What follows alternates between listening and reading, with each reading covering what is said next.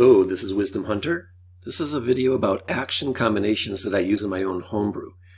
So this is how you can use different actions in combination during a round of combat. So I'll show you what my homebrew does.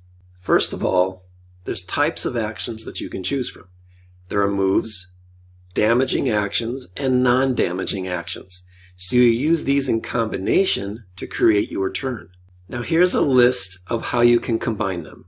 You have moves, non-damaging actions, and damaging actions. The first one is 2 moves. Okay, so that's one combination, 2 moves. Another combination is 1 move and 1 non-damaging action. Another combination is 1 move and 1 damaging action. Another combination is 2 non-damaging actions. And the last combination is 1 non-damaging action and 1 damaging action. You'll notice that you don't get 2 damaging actions in one turn. So now here are the types of moves that you can do. You can do a simple move. That's where you just move up to your speed. And you can also do a skilled move, which is use any skill check to define a movement to get advantage of +2 on your next action. And I will go through examples of each of these combinations as we go on in the video. Okay, now damaging actions. These are any actions that change hit points or an ability score. Spell attacks, weapon attacks. So you'll see that it changes hit points. So that even includes healing, where you're raising hit points or lowering hit points. You're just changing hit points of somebody in the battle. And of course these can be spell attacks or weapon attacks. The next type of action is non-damaging actions.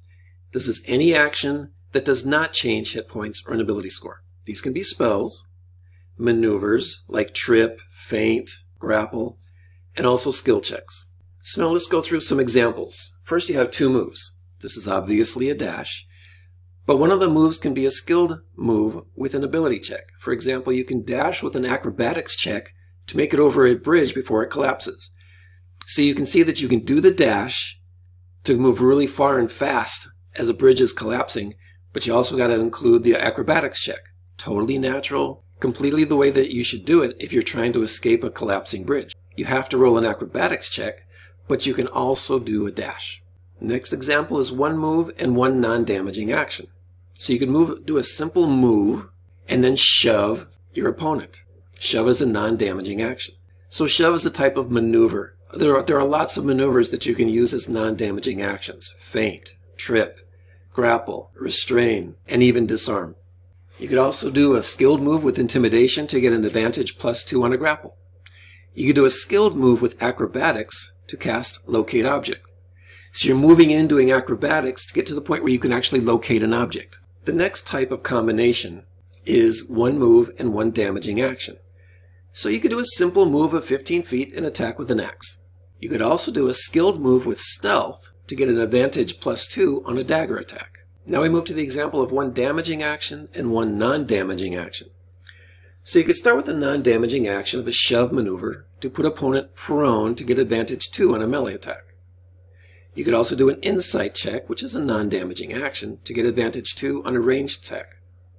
Perception check to get advantage +2 on a fireball spell. So then you get the option of doing 2 non-damaging actions.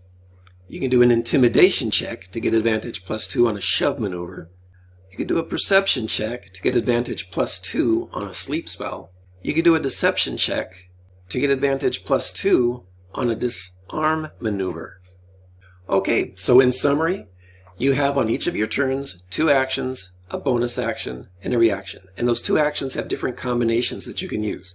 So this is very different from Pathfinder, where you have to have different actions have different points that you have to spend. And then if you use extra attacks, you get penalties to your attack rolls. If you use more attacks, it just gets very complicated. This one, just use an attack action with some other type of action. That's all you have to do. And if you get extra attacks, those extra attacks are included in the weapon attack. And one thing I should say here at the end, though, is that you can only use 2 spells on a turn. If one spell is an attack spell, the other spell has to be a non-attack spell. And one of the spells has to be a cantrip. Okay, I think that'll do it. Try it and have fun.